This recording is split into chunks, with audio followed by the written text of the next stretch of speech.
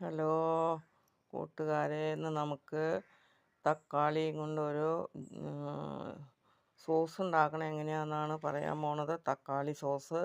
അതിന് തക്കാളി ചെറുതായിട്ട് അരിഞ്ഞു വെച്ചിട്ടുണ്ട്. അതിന് ഒരു കുഞ്ഞ് കഷ്ണം പട്ട. ഈ പട്ടയും കൂടെ ഇട്ട് തക്കാളീനെ നമുക്ക് നന്നായിട്ട് വേവിച്ചെടുക്കാം. വേവിച്ചിട്ട് വേണം ജാറിലിട്ട് അടിച്ചെടുക്കാൻ. അടിച്ചുകൊണ്ട് വേവിച്ച് അടിച്ചു വരട്ടെ കേട്ടോ. അതേ തക്കാളി നന്നായിട്ട് വേവിച്ചെടുത്തിട്ടുണ്ട്. ഇനി വെന്ത തക്കാളീനെ 1 കിലോ തക്കാളിയാണ് എടുത്തേക്കണത്. വെന്ത തക്കാളീനെ ജാറിലിട്ട് അടിച്ച് നല്ല പേസ്റ്റ് ആകട്ടെ. നമ്മുടെ ടൊമാറ്റോ സോസ് റെഡി ആയിട്ടുണ്ട്. ഇതിങ്ങനെ മാറ്റുമ്പോൾ ചട്ടിയുടെ അടി കാണാൻ പാകത്തിന് വരണം. അപ്പോഴാണത് പാകമാവണത്. എല്ലാവരും ഉണ്ടാക്കി നോക്ക്.